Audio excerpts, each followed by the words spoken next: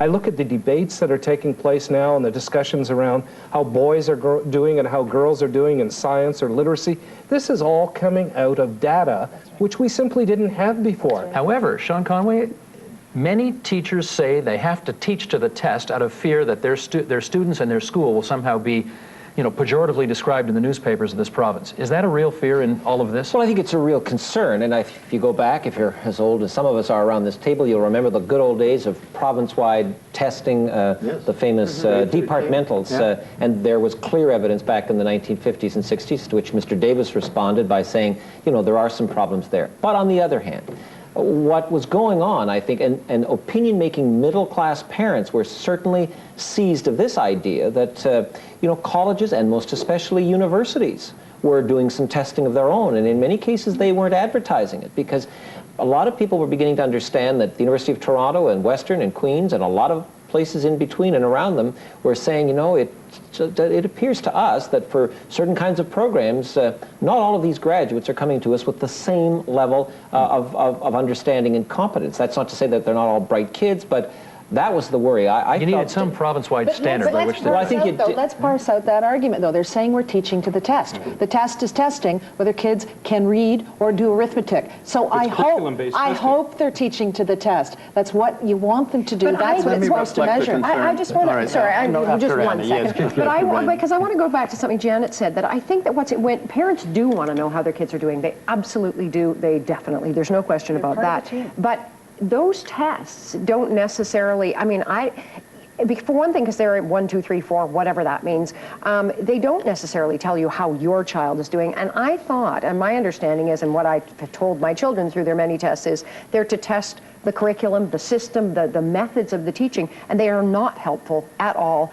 The teachers are helpful telling your child how your child's doing. The report card is helpful. That's how you know how your child is doing, not by overall. But that's not the only. But listen, I was biased by the story that Sean remembers for us really old people.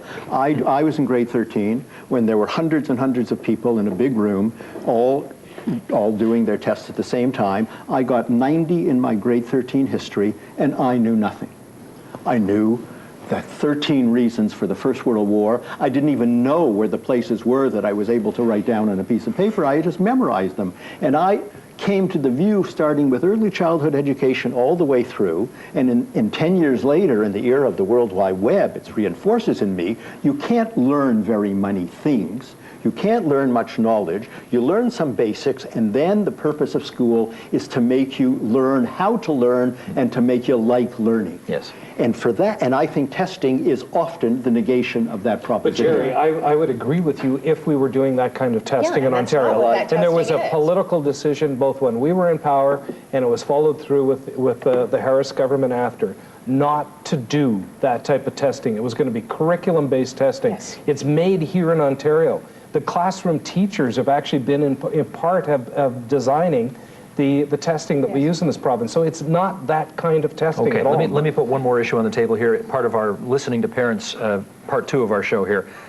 Mandatory school councils. These didn't exist until you recommended them, right? Mandatory school councils. What was that all about? This was our view of that famous African expression that's never used in Africa. It takes a child to, takes a village to raise a child. Or it takes a child to destroy a village. One of those, or the others, which people kept saying they heard in Africa, and I hadn't been in Africa, knew it was never said in Africa.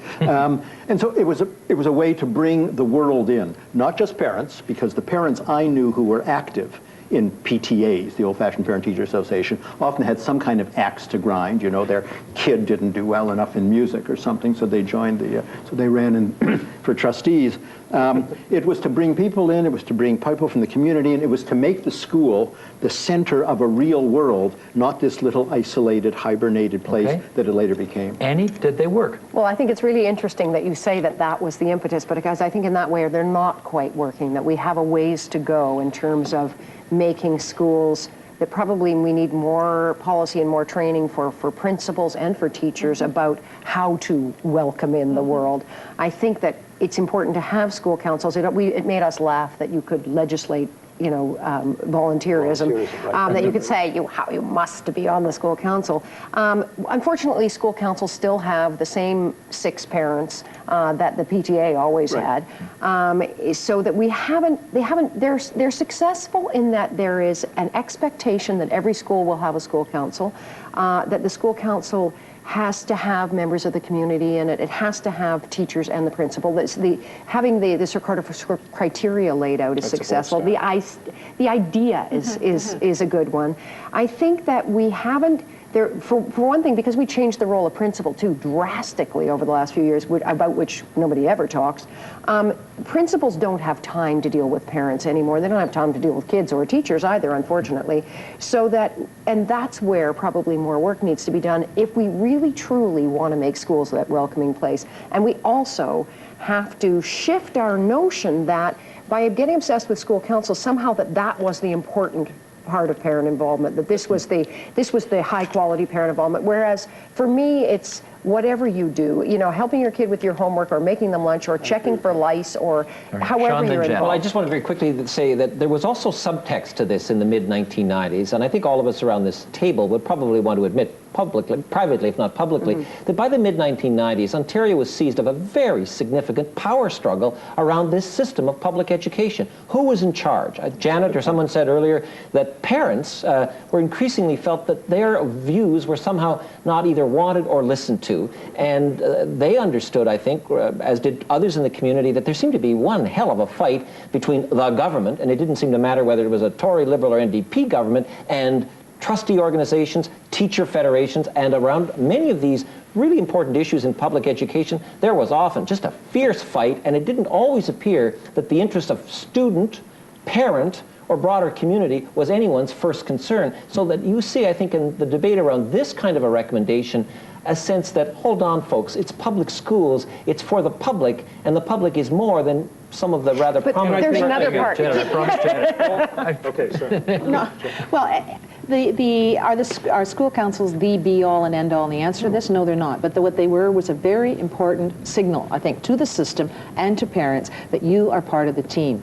If your goal is improved student outcomes, which certainly was I was working for, and I know other people here at this table are working for, it takes 3 things. It takes the work of the student, it takes the quality of the teaching, and it takes the involvement of the parent and the parental support. And that school council. Well, no, I understand. But you need to get them in there. That's one way to do that. That was one way to try and do that. Go ahead, Dave. Well, I think that's whenever I hear Annie say not through a school council, how do you get parents to get involved with their kids at home?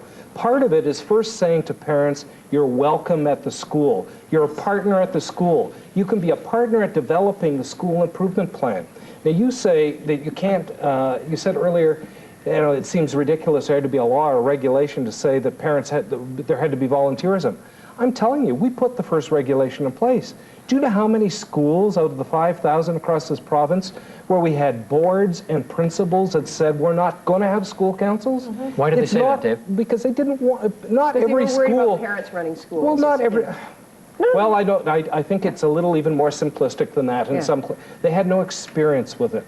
They thought that you run the school, the teachers and the principal runs the school, and that's it. You don't need parent involvement in that way.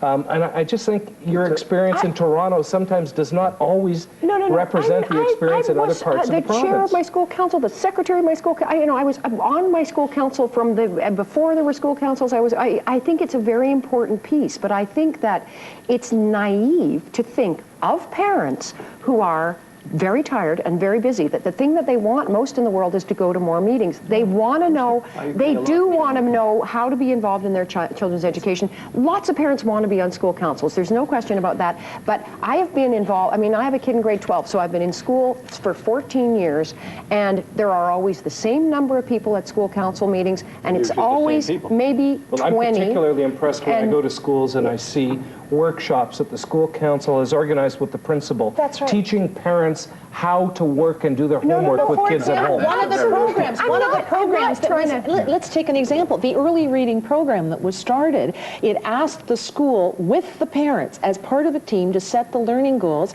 in literacy for those kids, to get them in there and get them involved. Last word to Annie on this. What I'm trying to say is that where I think we go awry is focusing on trying to make a structured, organized school council setup, whereas if you can help me as a parent, not necessarily through, I mean, having a school council is important, and it's important that principals know more about working with them, but what I need as a parent, and I need as a parent who didn't go to school in Canada, or I need as a parent even if I did go to school in Canada, is tell me how I can help my child with her homework without killing her, or tell, I shouldn't have said that on TV, but give me helpful hints as a parent about how I can help my own child. Okay, that's great. Yeah, or schools At this point, I have to say thank you to Annie Kidder for coming in, People for Education. Appreciate your contribution. I think my use of the word gadfly was right on. Thank you. No one has ever made Dave Cook that animated. That's right. One more, moving right along here, one more area of discussion as we look at how the education system has changed in Ontario since the Royal Commission on Learning reported its landmark findings 10 years ago this month. Another key set of recommendations focused on the teachers themselves. The commissioners wanted teachers to become more like other self-regulating professionals, and to that end, the commissioners recommended mandatory professional development, including the testing of teachers. Another very controversial recommendation, the recertification of all teachers every 5 years. The creation of the Ontario College of Teachers, a professional body to develop and maintain standards for teachers and establish a code of conduct. Longer internships and 2-year pre-service programs. Now, one man who is widely recognized as one of the most influential education reformers around today is Michael Fullan. Fullan was a key advisor on this file to British Prime Minister Tony Blair, and he is now Premier Dalton McGuinty's chief education guru. He recently appeared on TVO's Alan Gregg, where he talked about that controversial teacher testing recommendation. The program that Ontario had for teachers on the job was actually not a testing program, even though it's called that. It's called it's Professional Learning Program is the technical name. And what it meant was teachers had to do so many hours of professional development in order to be recertified. There's no test in there. It's the number of hours you complete. Right. So my own view is that you need to have as an expectation that every single teacher is engaged in learning. To do it in a formal testing sense once they're in the career, I think is not so useful. It might be useful at the beginning when they're starting, because you want to make sure that they can really have a career. So the first couple of years there could be a certification test or a licensure test after 2 or 3 years of teaching. But throughout the career, it's much better to get them involved in solving problems together and make that more a natural part of the culture. Michael Fullan, former Dean of OISE and Dalton McGuinty's education guru. Now, for this, our final discussion of the program, we're pleased to welcome Rhonda Kimberly Young, President of the Ontario Secondary School Teachers Federation, the OSSTF, which represents 50,000 teachers in this province. Rhonda, nice to have you here at TVO. Thanks, Steve. Jerry, you get us started again. The notion of teachers being qualified and accountable 10 years ago, how big an issue? Step back a bit, didn't come out of nowhere. Despite having some really personal difficulties with some of my son's teachers who let me down terribly, and hearing everywhere of teachers who let kids down terribly, parents were vocal about it, it became clear to us that you couldn't have, nothing would work in the schools unless teachers were motivated, prepared, dedicated, and wanted to turn kids on. And that seemed to us the key to everything. It's one of the reasons that we became I personally and so many of us became so angry at the Premier Harris's later beating up of teachers on every possible occasion. Shannon will take issue, but we'll save that for later. But that's why. You didn't say to get us started. But that's why. Yeah. And the phrase that one day I came out with in one of our meetings, I said, you know, teachers are our heroes. And everybody around the table loved it, and it became the keynote of the teacher. Then what did you have to do to make them live up to what seemed to everybody a really tough job?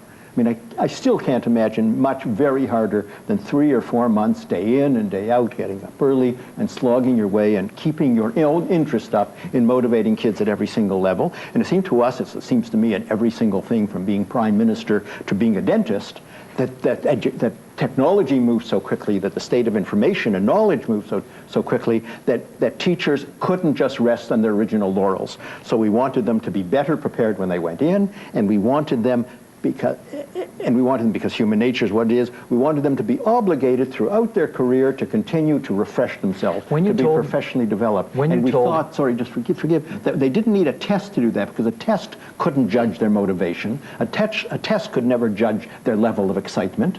A test could judge how much they knew about the new science, but it couldn't, whether they're going to be good teachers, that if they did this, that would be the recertification function.